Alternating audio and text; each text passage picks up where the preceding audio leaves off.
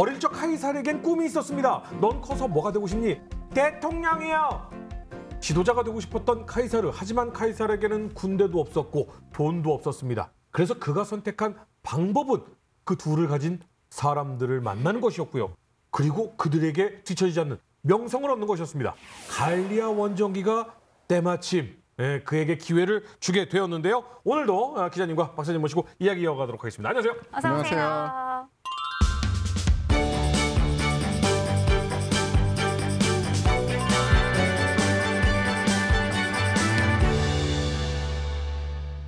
카이사르가 원정을 시작했습니다. 어느 정도 지속이 됩니까? 카이사르는 8년 동안 갈리아를 침공합니다. 사실 8년은 짧은 시간인데 네. 그 8년 동안에 거의 갈리아 전역을 정복하고 영국에도 2번이나 들어갔다 나옵니다. 이 갈리아 원정기를 보면은 패턴이 있습니다. 카이사르가 해당 지역이 없으면 거기서 문제가 터져요. 그리고 카이사르가 그쪽으로 가면 해결이 됩니다. 그게 패턴이에요, 거의. 그러니까 거의 매년 겨울에는 전쟁을 못하니까 쉬고 이런 식으로 해서 8년 동안 매년 가서 정복을 하고 또 반란 진압하고 그리고 이제 우호적인 부족을 만들고 우호적인 부족을 만든다는 게 솔직히 반협박이고 로마로 인해서 이익을 보는 사람들을 많이 양성하고 우리가 여기서 이러고 사는 것보다는 그냥 제국에 붙어서 교류하며 사는 게 좋겠다라는 생각들을 하는 사람들을 많이 만들어내는 거죠. 그래서 이제 8년쯤 지났을 때 이제는 됐다라고 생각을 하고 카이사르가 국내 정계로 복귀. 원래 목표는 거기니까. 그렇죠. 그래서 국내로 복귀를 합니다. 그런데 이때 사건이 터지죠. 처음에는 헬베이티 그족의 전투를 봐서 아실 수 있듯이 단일 부족이 어떻게 보면 로마군에게 맞서는 그런 그림이었습니다. 그 이유는 갈리아족 자체가 그때 당시에 연합체계나 아니면 국가체계가 되지 않았었던 거죠. 헬베이티족 전투에서도 사실은 조금만 다른 갈리아족 부족들이 도와줬으면 어떻게 될지 몰랐어요.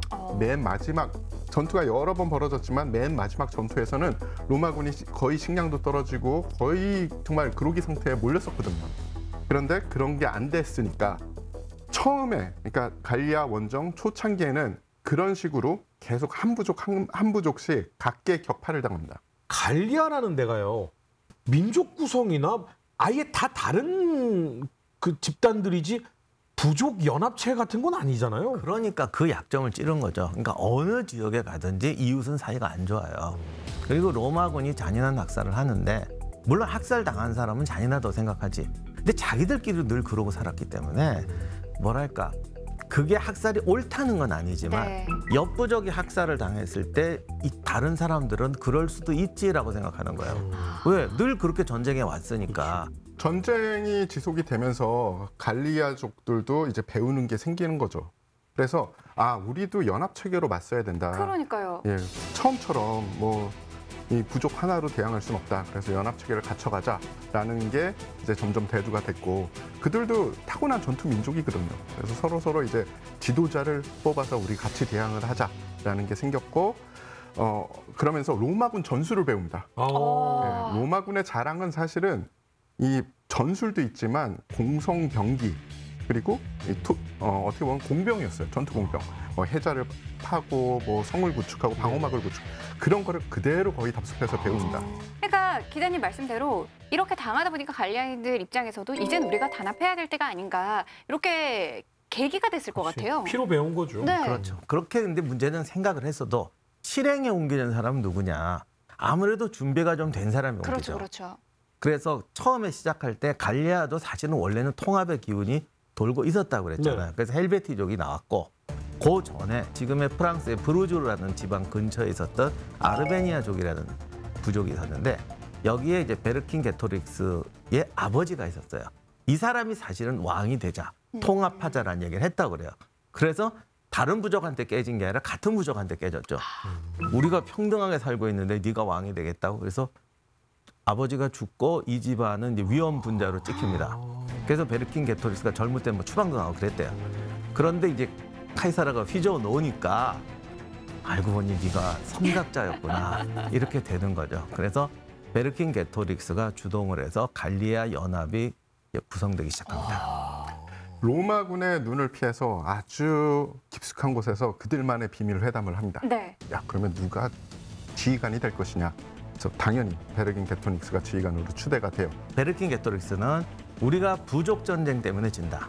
이제는 제국의 전쟁 방식으로 바꿔야 된다는 착안은 정확히 했어요. 네. 또 하나 문제가 있어요. 제국의 전쟁이 로마 군대도 만들어지는데 100년 이상 걸렸어요. 그렇죠. 각성했다고 그 실력이 나오는 건 아니잖아요. 네. 그래서 베르킨게토르는 두 가지를 더 생각합니다. 자, 훈련이 아니라 지금 우리 상태에서 각성으로 할 수 있는 행동이 뭐냐. 훈련 내 준비 시간이 없어도 네. 그거를 찾고 그다음에 로마군의 약점이 뭐냐. 두 개를 찾아서 네. 그 약점 중에 우리 능력으로 공략할 수 있는 것을 찾자. 그것을 이전에는 부족 마인드로 공략하니까 안 됐어. 제국 마인드로 공략하자. 하지만 제국의 능력으로 공략하는 건 못한다. 그래서 이제 여러 가지 작전을 세웁니다. 그 전투 전에 벌써 반란을 위한 몇 가지 조건을 세워요.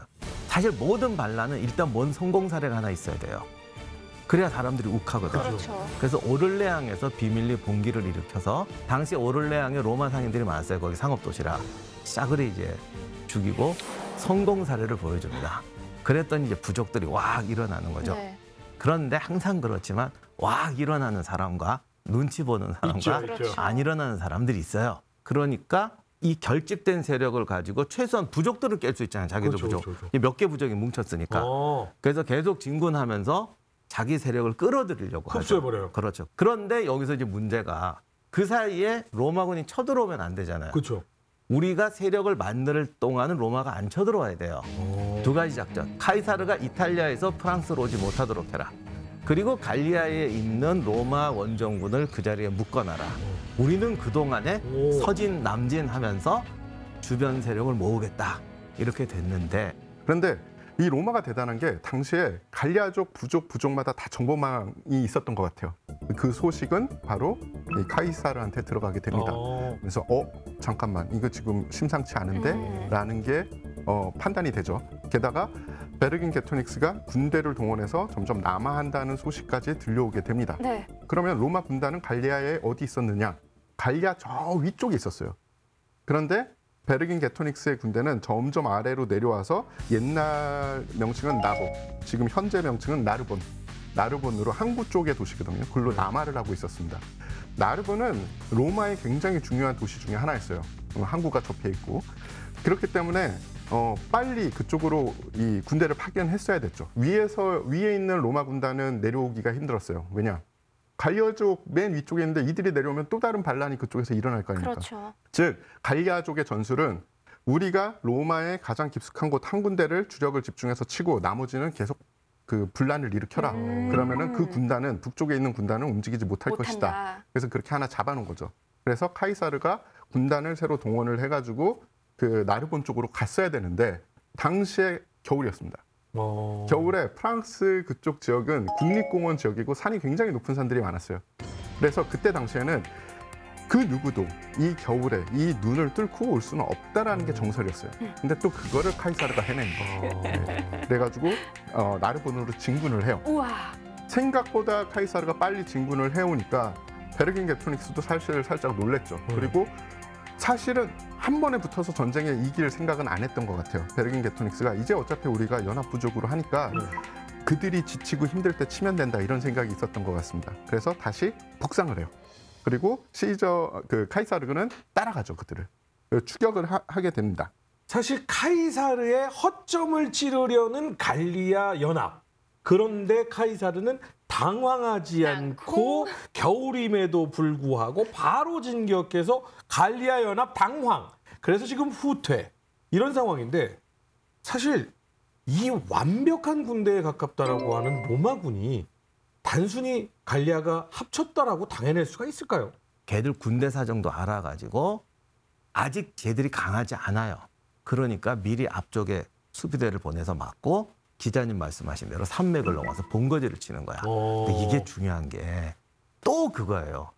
부족 마인드를 뭐 하지 말자라고 결심은 했는데 그게 되냐고. 안 되죠. 욕을 너무 잘하는 거야. 되는 것과 안 되는 것. 네. 그래서 본거지를 쳐버립니다. 그러면 허준 씨가 총대장인데 네. 카이사르가 허준 씨 부족을 말려버렸어. 대장이면 뭐해? 이 집 세력이 없어졌는데. 그렇죠. 그러면 어느 날 부대장이 찌를 거란 말이지. 우리 뚜각시인데. 어제까지는 하나다 그랬지만 그렇죠. 그건 네가 힘 있을 때지. 이렇게 될 걸 뻔히 아니까 돌아가자라고 고향을 구하기 위해서 돌아가게 돼요.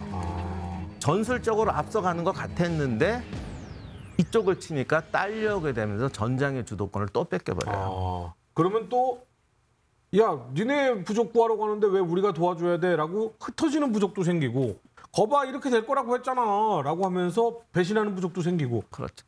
그렇게 돼서 고향으로 오게 되는데 카이사르의 본래 목적은 그게 아니었어. 아까 베르킨게토르스의 세력을 없애버리려는 게 아니고 진짜 목적은 떨어져 있는 로마 군단을 합치려는 거였어요.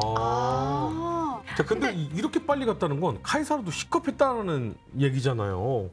근데 모든 반란이 그렇지만 반란은 총에 진압하지 않으면 걷잡을 수 없이 번져요. 근데 사실 결국 주도권은 뭐 카이사르에게 다시 갔지만 베르킨게토닉스의 이런 뭐랄까요 전략 같은 거는 좀 높게 사도 되는 거 아닌가요? 그럼요. 그는 자기 부족의 이 존립과 평화를 그러니까 자립을 위해서 싸우는 이 독립투사 같은 사람인 거예요. 그렇죠.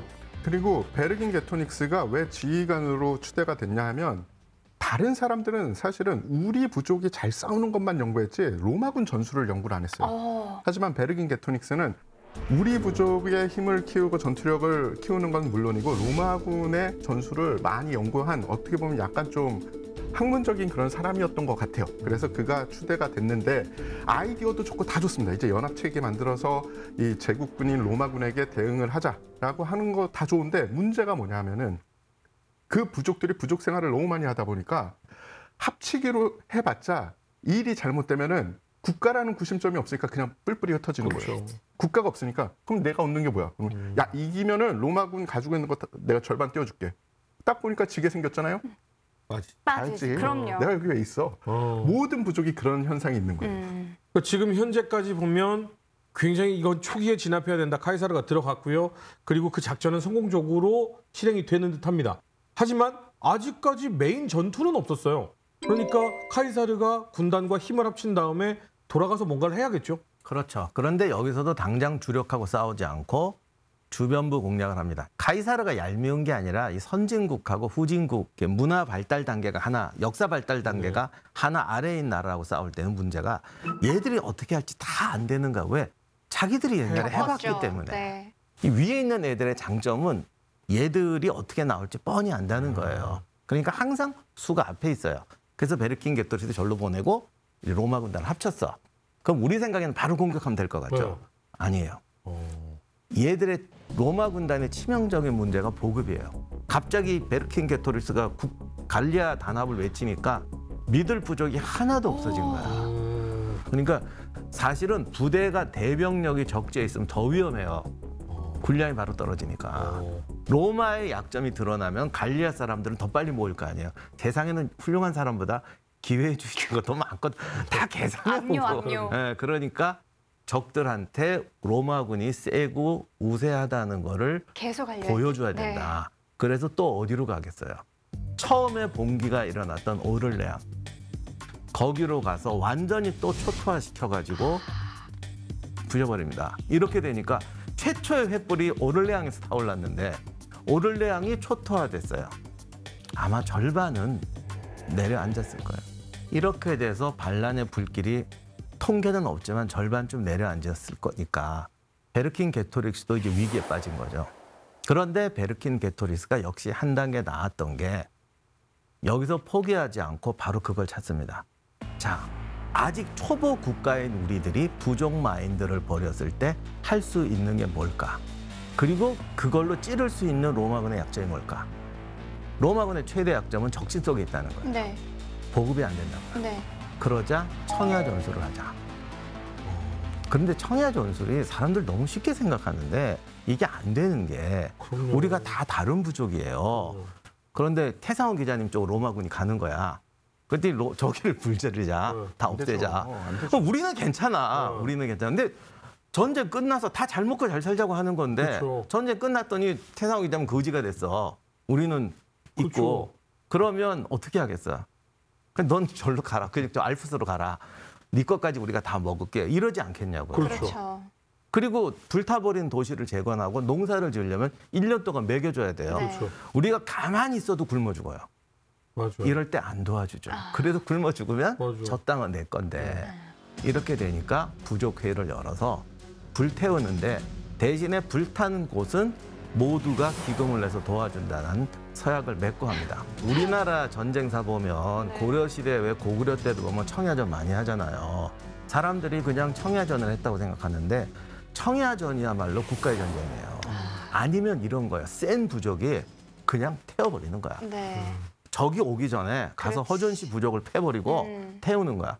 그럼 이쪽에 막 저쪽에 다시 적군한테 붙던 역사이든 사라지든 신경 안 써. 남은 애들만 보호하면 돼. 이러면서 몇 명을 스스로 희생시켜버리거든요. 요게 초보 국가나 부족에서 쓰는 청야전이고 진짜 국가에서 쓰는 전술은 나중에 보상해 줄게. 그리고 또 이걸 수긍을 하게 만드는 거죠. 네. 근데 이쪽은 지금 국가를 처음 만드는 네. 거래해 본 적도 없어. 주겠다고 하는데 못 믿겠어. 그러나 워낙 그동안 로마한테 당했으니까 좋아, 하자. 그래갖고 청야전을 합니다. 근데 어찌됐든 그러면 군단은 만났지만 보급 문제를 해결하지 못한 카이사르와 야 이거 우리 연합이 한번 힘을 합치자. 힘은 합쳤지만 청야라는 선택을 한 지금 이제 연합이거든요. 이 청야 전술이 잘 이루어집니까? 사실은 거의 성공할 뻔했어요. 오. 카이사르가 갈리아 원정기에서 내가 아무 방법이 없었다라고 말한 유일한 순간이에요. 어허. 이때 원래 갈리아인들이 또 기병이 세요. 그러니 보병을 내보내는데 현지 조달하려고. 현지 조달할 때 보병을 쓰게 되면 문제가 얘들이 별로 가지고 오지도 못하고 가다가 기병한테 걸려서 다 산산조각이 나요. 그렇다고 때로 내보내면 얘들이 가서 먹고 오면 끝이에요. 그렇잖아. 군량을 가지려고 하는데 사람이 많이 가면 다 그렇죠. 먹고 오죠. 그러니까 카이사르가 정말 별별 방법을 다 썼는데 안 되더라. 완전히 방법 없는 상황에 빠져버립니다. 이럴 때 도와주는 사람은 적이에요? 그렇죠. 아. 이게 적의 도움을 바랄 수밖에 없는 상황이었어요. 태우다가 아바리쿰이라고 지금의 부르주라는 도시인데 거기 하나가 우리나라 지금 서울 제일 좋은 데인 거예요. 그 아바리쿰이 어떤 지형이냐면은 늪지가 쫙 그 둘러싸여 있고 들어가는 지형이 굉장히 좁아요. 그 늪지 안에 요새가 있는 겁니다. 그래서 대병력이 가서 공격할 수 있는 방향은 요 정면에 진입로 하나뿐이 없어요. 천연 해자가 있는 거네요. 그렇죠. 그러니까 자신감이 넘쳤던 거죠. 베르긴 게토닉스도 군사적인 이 조예가 굉장히 높은 게 제일 먼저 거기를 불태우자고 했거든요. 사실은. 네, 여기 태워야 돼. 사실 그게 맞는 말이지. 그렇죠. 여기 태워야 돼라고 얘기를 했습니다. 거기가 군량도 제일 많을 거 아니야. 그렇죠. 제일 먼저 태워야 되는데. 그렇죠. 근데 부족들이 딴 건 다 태우는 거 용서했는데 야, 내 금고 태우는 건 너무하지 않니? 사실은 금고를 태워야 되는데. 그래서 와서 통사정을 합니다. 이것만은 남겨주자. 그리고 여기는 요새화되어 있는 뭐 강 사이에 있고 뭐 요새화된 도시라 로마군이 괜찮다. 절대 함락 못한다. 그 전에 쟤들이 먼저 굶어 죽을 거다. 지금 로마군도 식량이 얼마 안 남았거든요. 그러니 괜찮다. 통사정을 합니다. 사실 베르킨 게토릭스가 판단을 잘못한 게 아니라 이거 태웠다가 자기가 죽을 것 같았겠죠. 이게 부족의 한계인 거죠. 절체절명의 위기의 로마군이고 여기 정말 군량이 많긴 하지만 해자로 천연 해자로 다 둘러싸여 있고 입구가 하나다. 그럼 여기만 철통같이 막으면 보병으로 어떻게 뚫어요 이걸? 자, 적이 저를 도와줬다고 했잖아요. 네. 근데 우리가 또 잠깐 짚고 넘어가야 될 게 로마군은 기병대가 없잖아요. 네. 게르만족이 기병이 세요. 네. 그렇죠. 게르만족한테 부탁을 했어요. 카이사르가 기병 좀 보내주고. 그래서 게르만에서 기병을 받아서 그나마 기병 숫자를 조금 채울 수 있었습니다. 로마의 가장 믿음직한 용병들이 게르만이었었으니까요. 맞습니다. 네. 그래서 그들이 이 전투에서도 좀 많은 공헌을 해요. 왜냐하면 워낙에 로마가 기병이 약하니까. 네.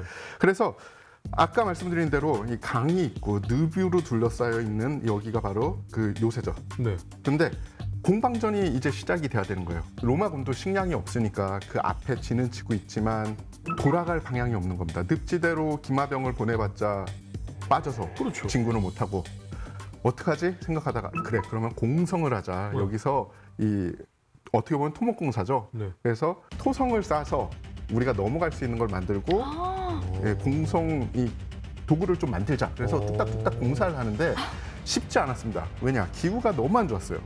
그 장시간 동안 포위전을 하면서 거의 매일 비가 왔다고 해요. 아, 비가. 비가 오면은 이게 토벽인데 흙을 계속 쓰면은 느리고 흘러는데. 그래서 이들이 머리를 쓴 게 그래 그러면은 받침대는 나무로 만들자. 그래서 나무 받침대를 놓고 그 위에 흙을 계속 싸서 로마군은 그런 식으로 계속 쌓아 올리고 있었죠. 매일매일. 그랬더니 이렇게 갈리아족이 보면서 어떤 생각을 하겠습니까? 이야 큰일 났다. 그럼 우리도 높이자. 그들도 싸기 시작했어요. 아, 서로 지금 벽을 높여요? 그래서 막 그런 경쟁을 하고 있는 사이에 정찰대가 반가운 소식을 가지고 와야 되는데 반갑지 않은 소식을 가져옵니다. 네. 뒤따르던 로마군을 추격하고 있던 갈리아 부대들이 그러니까 원군이 다가오고 있었던 거예요. 그 갈리아족의 원군이 와서 그 원군이 제일 먼저 한 게 뭐냐? 늪을 통과해가지고 무려 10,000명이라는 숫자가 개개인별로 해서 지원자를 뽑아서 늪을 통과해서 그 성 안으로 들어가요. 그 질퍽질퍽하면서 들어가가지고 성으로 기어 올라가요? 그렇죠. 그러니까 로마군은 중장 보병이잖아요. 어떻게 보면 갑옷도 있고 방패도 있어서 힘든데 갈리아 부족들은 그게 가능한 거예요. 아, 맨몸이에요? 정보병이니까. 아. 그래서 10,000명이 또 추가로 들어가서 성 안의 사기는 더 올라갑니다. 이거는 갈리아족이 처음에 생각했던 계획대로 가고 있네요. 그렇죠, 그렇죠. 네. 근데 로마군이 밖에서 보고 있잖아요. 예. 근데 그거 기어 올라가고 있어요?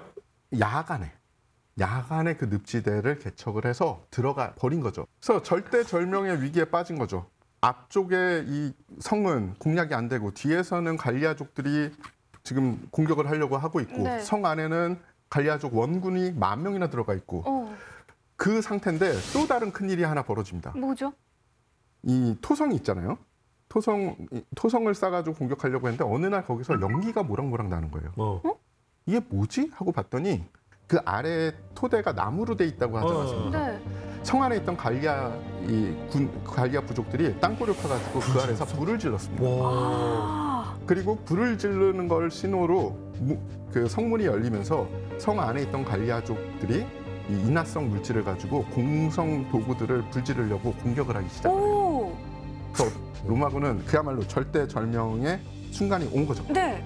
하지만 또 카이사르가 누굽니까? 그걸 또 어렵게 겨우겨우 막아내요. 부대들을 기동 방어를 시키면서 그걸 막아내고 그리고 이 부서졌던 장비들도 대부분 다 고칩니다. 그걸 거의 하루 만에 해놔요. 그런데 또 그날 비가 어마어마하게 옵니다. 이게 정말 앞이 안 보일 정도로 오나 봐요. 그래서 갈리아족들이 이런 날에는 그 누구도 전투를 할 수 없다라고 생각을 해요. 이 겨울에는 그 누구도 여기를 뚫고 올 수 없다. 근데 또 방심을 한 거예요. 까꿍 나야. 바로 그날 공격을 합니다. 와. 그 누구도 들어올 수 없다라는 생각을 가진 팀은 항상 지더라고요. 그래서 로마군이 성벽을 넘어가요. 성벽을 넘어가면 보통은 성벽을 넘어온 사람들이 다시 성 안으로 들어와서 공격을 해야 되잖아요. 네. 근데 로마군은 뒤에도 적이 있었죠. 성벽을 둘러싸고 싸워요. 성벽에서 성 안에 있던 갈리아군은 성벽 위에서 쫓겨나가지고 성 안으로 들어갔죠. 그리고 밖에 있는 그 갈리아족 원군은 성 밖에서 이제 진을 치고 있겠죠. 안과 밖으로 싸우게 되는 겁니다. 로마군은. 그러네요. 이렇게 될 거. 예. 그래서 성 안에 있는 그 갈리아족, 원래 성 안에 있던 갈리아족들한테는 피름으로 공격을 하고 그리고 일부 부대가 가서 공격을 하게 되는 거죠. 그러니까 이게 비 오고 야간이고 혼란한 상황이고 이런 데서 병력이 부족한데도 조직적으로 공격할 수 있다는 건 이거는 계획 짠다고 되는 게 아니에요. 이런 전투를 할 수 있는 건 현대군 중에서도 진짜 A급 군대 아니면 못합니다. 워낙 로마가 실전으로 다져지고 우리가 앞에서 누누이 말했지만 로마군의 시스템 자체가 이 조직 속에 들어오면 계속 성장하는 시스템이에요. 그리고 그게 개인의 능력과 조직의 능력이 같이 성장하는 시스템이기 때문에 이런 전투를 할 수가 있는 것이고 카이사르 같은 경우는 많은 군대들이 새로운 전술을 잘 못 써요. 지금처럼 무전도 아니고 하다가 작전 잘못 세워서 너무 이렇게 디테일한 작전 세웠다가 무너지면 한 방에 끝납니다. 절대 쉬운 게 아니고요. 이거는 개인의 판단력이 아니라 조직이 맞춰줘야 되는 거예요. 이게 로마군의 무서운 점이죠. 다른 나라 군대나 만약 갈리아군이 이걸 흉내냈으면 하다가 통제가 안 돼가지고 무너지고 난리 나고 구멍 나고 오히려 전멸했을 겁니다. 성 내부의 전투가 벌어졌을 때 그 일이 그대로 벌어져요. 갈리아 부족군은 원래 우리가 하던 대로 2선으로 물러나서 방어망을 형성을 합니다. 그러면 위는 뚫려 있잖아요. 네. 근데 로마군이 당연히 따라 들어와가지고 단병 접전을 해야 되는데 그걸 안 하고 그냥 쏘는 무기를 네. 쏘는 거죠. 창과 화살을 쏘니까 그들은 원했던 그런 그림이 안 나오게 되는 거죠. 아 근데 일단 붙었다 하면 로마 제국군에게는 사실 갈리아 연합군은 아직은 상대가 되지 않습니다. 그렇기 때문에 양면에서 싸움했음에도 불구하고 로마군이 이렇게 승기를 잡을 수 있었을 것 같은데 이렇게 된다면 청야도 안 됐죠. 보급 다 가져갔죠. 로마군이 자신감까지 생겼죠. 갈리아 연합의 선택은 이제 얼마 없겠는데요. 그러니까 사실은 아까 성벽 안으로 개인을 집어넣었다는 것부터가 베르킨게토릭스의 연합군대가 전투를 벌이기에는 아직 준비가 안 됐다는 거죠. 수만 많지 네. 어떤 그 수를 담보하는 전술을 못 쓰는 거죠. 그러니까 차라리 성 안에 들어가서 수비대에 합류해서 싸우는 게 낫겠다라는 약점을 노출해버린 거예요. 조금만 훈련이 됐다면 어디 하나라도 뒤에서 쳤죠. 네. 저는 아까 진짜 기자님이 그 늪을 지나서 들어갔다고 했을 때 약간 좀 의아한 게 왜요? 지금처럼 좋은 기회가 어디서 뒤에서 치면 되잖아요. 요 생각을 이 했었거든요. 늪을 맨몸으로 건너서 기어 올라가서 나 허준이 저 평양에서 왔어 이런. 못 알아. 근데 거기에 또 숨겨진 우리가 생각해야 될 게 있어요. 네. 왜냐하면은 성 안에 있는 그 갈리아족들도 사실은 오래 포위가 돼 있었잖아요. 네. 그리고 앞에는 세계 최강의 로마군이 있고 그래서 항복하는 게 두려웠을 겁니다. 베르킨게토닉스 입장에서는 그들이 항복해버리면은 전투의 양상이 변하잖아요. 그래서 그들을 좀 더 저항할 수 있게 사기를 올려주려면 10,000명 정도는 보내야 된다라고 생각했을 수도 있습니다. 아, 그렇군요. 벌써 이제 반란군 진압이 거의 끝나가는 느낌입니다. 그렇게 돼서 아바리쿰이 함락이 되고 갈리아 전쟁 중에서 최악의 학살이 벌어지죠. 정말 가이사르 자신이 말한 기록에도 이제 말은 그렇게 했어요. 병사들이 너무 그냥 그동안 위기감, 분노 이런 게 겹쳐갖고 보이는 대로 죽였다. 그래서 말릴 수가 없었다라고 하는데 사실은 말릴 마음도 없었을 거예요. 그래서 살아남은 생존자들은 그 학살극에서 살아난 게 아니라 성이 함락되기 전에 도망쳤던 사람들. 그 사람들만 살아남고 성 안에서 싸웠던 사람은 남녀노소 할 것 없이 모조리 다 죽였어요. 아유. 로마 입장에서는 또 군량을 최대한 확보해야 되니까 네. 싹 죽이고 갈리아에서 상당한 기간 동안 싸울 수 있는 군량을 확보해버린 거죠. 이렇게 되자 베르킨게토릭스가 완전히 공경에 처해버려요. 사실 할 수 있는 유일한 전략이 청야전이었는데 이 청야전에 실패해버린 거죠.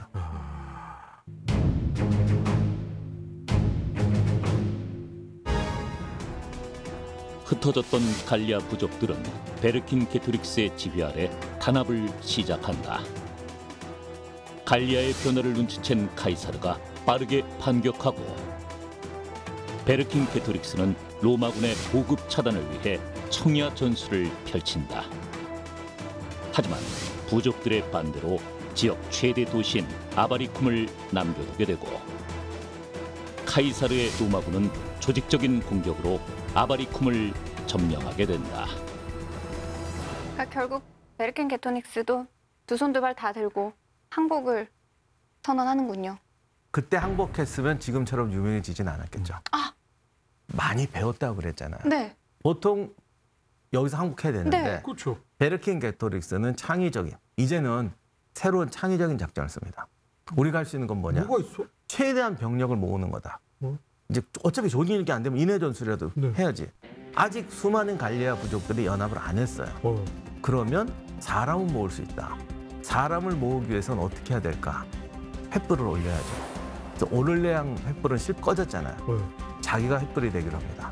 알레시아라는 곳이 있는데 여기가 이제 강 두 개가 양쪽으로 흐르고 가운데 있는 지역인데 산이 이렇게 완전히 솟아서 끝은 잘라놓은 것처럼 방어하기 너무 좋은 느낌이네요. 그렇죠. 강 두 개가 막고 있고 산은 이렇게 사각형처럼 사다리꼴로 생긴 산이에요. 그 산 정상에 올라가서 스스로 포위가 돼요. 로마군은 베르킨게토스를 잡아야 되니까 그래서 쫓아오자 그 전에 데리고 있던 여러 부족의 지원자들이 많이 왔을 거 아니에요. 네. 근데 얘들 상당수는 의용군처럼 온 거죠. 그 의용군들을 전부 집으로 돌려보내서 고향의 부족들을 설득해서 오라고 그럽니다. 여기 우리가 최후의 저항을 하고 있다라고 하면서. 그리고 여기는 사실 군대만 있었던 게 아니고 아녀자 다 옛날에 같이 다니니까 부족이 있는 거예요. 스스로 포위가 되고 의용군으로 왔던 모든 부족애들을 고향으로 보내서 군대를 이끌고 돌아오라고 합니다. 베르킨게토릭스의 부족만이 여기에 남고 나머지 부대는 너희들이 오지 않으면 우린 여기서 끝까지 싸우다 모두 죽을 것이다. 설득해 오길 바란다라고 다 돌려보낸 거예요. 그 최후의 진짜 횃불이 본인이 스스로 타기로만 먹었네요. 예, 요즘 전쟁에도 그런 게 있지만 전쟁은 그런 게 있어요. 어디서 벌이는 영웅적인 항전. 이게 사람들의 투지와 어떤 전쟁에 대한 각오를 다지는 데는 생각보다 큰 역할을 해요. 그래서 베르킨 게토릭스는 알레시아에서 포위가 되고 로마군이 알레시아를 포위합니다. 그러자 수많은 갈리아 부족들이 봉기해서 알레시아로 달려오고 도우러 와요? 근데 저는 이거 들으면서 약간 좀 슬픈 게요. 한 곳에 포위돼 있고요. 목숨을 걸고 싸우고 있는데 주변에 우리 국민들이 나를 도와주길 바라면서 원군을 보내달라고 한 거. 약간 남한산성 같은 느낌도 사실은 좀 있고. 근데 다른 곳에서 이렇게 많은 부족들이 그 횃불에 호응을 해서 달려온다. 희망이 조금 생겼는데요. 근데 카이사르의 또 특징이 여기서 드러납니다. 보통 그러면은 그냥 공격을 하잖아요. 네. 뭐 도관했던 쥐야, 공격하자. 근데 카이사르는 한 번도 그런 적이 없어요. 언제나 정찰부터 하고 지형적인 이점 그리고 다른 부대가 그러니까 나에게 위협되는 부대가 어디 있는지 파악을 하고 성급하지 않게 계획을 짭니다. 그런데 이제 카이사르가 그것까지 예측했는지 안 했는지는 조금 애매하긴 한데 그 연락병들이 나간 거는 알고 있었을 거예요. 상당히 많은 병력이 나갔으니까. 그러니까 포위를 하면서 카이사르 자체가 안쪽을 향해서 방벽을 세운 게 아니라 양면 공격에서 막을 수 있는 그 진지를 구축합니다. 또요. 바깥쪽을 향하는 성벽처럼도 만들어놔요? 그렇죠. 이중 안쪽과 바깥쪽을 동시에 상대할 수 있는 이 포위 보루를 우와. 즉석에서 만들어요. 근데 사실 로마군이 이 장점 중에 하나가 공병술 그리고 이 진지 구축 능력인데 군대에서 공병을 제일 잘 계획적으로 육성한 나라가 로마예요. 그리고 로마 하면 또 건축이잖아요. 이들이 또 사회에 나가서는 건축 기사가 되고 그런 식으로 해서 로마가 공학이 발전하는 데는 군대가 굉장히 큰 역할을 많이 했습니다. 자, 그런데 앞뒤를 다 성을 쌓고 안에는 결사대가 있고 밖에서는 횃불들이 달려오고 있는데 네. 전투는 어떻게 됩니까? 자, 내성 이제 안쪽 방어막이 생겼고 바깥쪽 방어막이 생겼잖아요. 네. 어떻게 보면 베르킨 게토닉스가 이제는 카이사르의 성 안에 갇혀 있는 그렇죠. 그런 형국이죠. 네. 그래서 원군이 올 때까지는 완전히 갇혀 있는 건데 그렇다고 그가 그냥 손만 놓고 있진 않았어요. 부분적인 전투를 했고 특히 원군이 거의 다 접근했을 때 그때는 자신도 이 최고의 부대를 내보내서 전투를 격렬히 했습니다. 그런데 이제 알레시아 같은 경우가 지형만 봐도 와 저건 천혜의 요새다 싶은데 인공적 요새하고 천혜의 요새하고 차이는 뭐냐면 인공적 요새라는 건 결국 병력을 효율적으로 움직일 수 있게 만드는 게 중요해요. 인공적으로 만든 진지에서 가장 중요한 거는 병력들의 이동을 쉽게 하는 거예요. 그러면 적은 병력을 가지고도 집중시키고 돌릴 수가 있어요. 자연 지형은 절벽에서 내려올 수는 없잖아. 뭐 제대로 된 군대가 움직이려면 보급도 따라야 되고 하기 때문에 도로나 이런 게 만들어져야 되는데 이런 알레시아 요새 같은 데는 자연에 의존하니까 공격할 수 있는 거나 방향 이런 것들이 다 보이는 거예요. 충분히 예측 가능하고. 그래서 로마군은 진지를 만들었다는 건 보호막을 만든 게 아니라 어떻게 보면 잘 설계된 로봇 같은 거죠. 그 와중에 또 갈리족 연합의 원군이 드디어 도착을 합니다. 네. 그래서 대강의 숫자는 이 알리시아 방면의 로마군의 한 3배 정도 됐다고 해요. 그리고 그들은 우수한 군병과 기병을 가지고 있었죠. 네. 그래서 제일 먼저 군병과 기병을 출격을 시켜서 로마군하고 일전을 벌입니다. 로마군 역시 그들의 자랑이었던 게르만족 기병하고 군병을 투입을 시켰어요. 로마군인데 게르만족 기병이 장기군요. 예. 왜냐하면 기병으로는 사실은 그쪽 지역에서는 게르만 기병이 최고였습니다. 그럼에도 불구하고 병력수에서 너무 딸려서 첫 번째 초전에서는 이 병력수에 밀리고 피해자가 많이 생겨서 기병하고 군병이 철수를 할 수밖에 없었어요. 그렇게 원병이 와가지고 전투에서도 이기는 양상이 보여지자 이 성 안에서는 어떻겠습니까? 베르킨 게토닉스는 지금이다, 기회다, 쳐라. 그러니까 우리가 원군이 온 언덕 아래 방향하고 링크가 될 수 있는 그 방향에 집중적으로 공격을 합니다. 근데 그거를 또 로마군이 기동 방어로 잘 지켜내요. 둘째 날 같은 경우에는 워낙 병력이 딸리니까 카이사르가 진짜 돌아다니면서 막고 그리고 그동안 잘 키워놓은 백부장들 또는 뭐 연대장들 이런 사람들이 자기 병력을 통제하면서 최대한 효율적으로 싸우는 거예요. 특히 발리스타라는 게 되게 유용했는데 돌연명이 깎은 요만한 둥근 돌을 날리는데 이게 사거리도 대단하고 그리고 야전에서는 불편하지만 이런 축성 진지에서는 막강한 위력을 발휘합니다. 그러니까 이런 거 요소에 박아놓고 그리고 역시 백부장들과 팀워크가 좋으니까 방어한다고 성벽에서만 싸우는 게 아니라 항상 공격적으로 공격해서 밀어내고 들어오고 이런 걸 잘해요. 그리고 이때 이제 카이사르의 눈에 띄었던 깡패 장군이 하나 있는데 나중에 카이사르 후계자처럼 불리면 안토니우스 혼자서 수명 데리고 뭐 적군 수백 명하고 맞붙고 막 이날 아주 맹활약을 해가지고 네. 카이사르 눈에 완전히 띕니다. 이럴 때가 안토니우스가 제일 활약하기 좋은 때죠. 몸과 딱 머리가 없진 않아요. 자간이 동물적인 감각으로 공격하고 수비하고 용기와 배짱으로 싸우는 능력으로 막아주고 그리고 이제 카이사르가 막 돌아다니면서 위험한 곳을 그때그때 막으면서 버팁니다. 어떻게 뭐 전쟁에 로마군이 공격하러 들어갔는데 지금 방어만 하고 있네요? 어디 바깥에서 쐈으니까 예, 방어하면서 공격을 하는 겁니다. 왜냐하면은 성 안에 갇힌 게 이제 로마군이 된 거예요. 로마군이 외성을 싸면서 원군이 도착을 해서 로마군이 그 안에 쌓인 거죠. 네. 그래서 베르긴게토닉스, 로마군, 원군 이렇게 세 가지가 이렇게 돌아가게 된 거죠. 네. 첫날, 둘째 날, 셋째 날 거의 모든 걸 해봐요. 모든 걸 해보는데 유리한 게 누구냐? 이 갈리아 부족 연합이었습니다. 왜냐하면 병력 수가 많고 외성은 워낙에 길이가 크니까 여기저기로 공격을 하게 되면 이 병력 수가 얼마 없던 로마군은 정말 발에 불이 나게 저쪽을 뛰어다니면서 네. 부상당한 병사들도 쉬지 못하고 방어를 해야 됐기 때문이에요. 그러면서 제일 약한 부분, 처음에 우리가 공격했던 그쪽 방향에서 제일 약한 부분을 파악해서 글로 뚫자 하고 공격을 해요. 갈리아족도 이틀을 싸우고 나서 중요한 깨달음을 얻어요. 방어선의 약한 부분을 찾아내는 거죠. 그래서 거기에 집중 공격하기로 하고 그 공격을 엄호해주기 위해서 전 병력을 동원해서 전면 공격을 하는데 그야말로 무식하게 돌격한다가 아니고 진짜 주공 목표가 있었어요. 약점을 정확하게 찾았죠. 네. 최후의 반격. 예, 그래서 그 방향을 뚫습니다. 이게 성이라고 보면 로마군이 만든 외성이고 내성이라고 보면은 한쪽 방향이 뚫리니까 그러면 적군들이 어떻게 밀고 들어가겠습니까? 쫙 퍼지겠죠. 양 옆으로 퍼지겠죠. 네. 그래서 로마군은 이제 양 옆을 막아야 되고 네. 그리고 안에 있던 그 베르긴게토닉스는 또 뭘 하겠습니까? 성을 봤더니 우리 원군이 벌써 일부 진입하고 있습니다. 네. 그러면 또 공격을 하겠죠. 내려가야죠. 그래서 로마군이야말로 정말 절대절명의 위기에 네. 빠지는 게 바로 이 3일째 되는 날이었어요. 네. 그러면 로마군 입장에선 사면초가네요. 어디로든 갈 수가 없고 어떻게 지금 속수무책으로 당해야 되는 순간 아닌가요? 예, 그래서 이게 어떻게 보면은 갈리아 부족 연합의 회심의 일격이었고 조금만 더 밀면은 승리는 바로 코앞에 네, 있었습니다. 네. 그렇죠. 그런데 이것도 정말 대단한 것 같아요. 카이사르가 그 순간에 자기가 가지고 있던 기병대를 내보내요. 그러면서 배후를 공격합니다. 아직까지도 예비대를 아껴놨던 거예요? 그러니까 그 첫날 전투에서 궁병하고 기병이 완전히 전멸한 게 아니었어요. 오히려 카이사르가 어느 정도 피해가 있자 불러들인 겁니다. 다른 날을 위해서 아껴둔 거라고 볼 수 있겠죠. 그래서 그 기병들이 오히려 우회해서 포위를 하면서 공격을 하게 되는 겁니다. 근데 문제가 이 숫자는 많지만 갈리아 부족 연합의 가장 큰 문제가 뭡니까? 지휘 통제가 안 되는 거죠. 지휘 통제가 안 되죠. 그렇게 되는 순간 갑자기 멘붕이 되는군요. 즉 이렇게 보시면 돼요.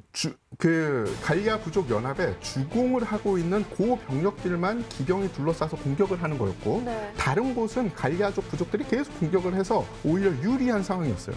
그런데 주공 있는 부분에서 로마의 기병들과 이 보병들이 이 주공을 계속 공격을 해서 그쪽이 점점 세력이 약화되니까 반대쪽 공격했던 이 병력들이 어떻게? 훈련이 돼 있다면 이쪽으로 붙어주든지 아니면은 약한 부분을 타고 넘어가서 다른 이 돌파구를 뚫겠죠. 네. 근데 그들은 도망쳤습니다.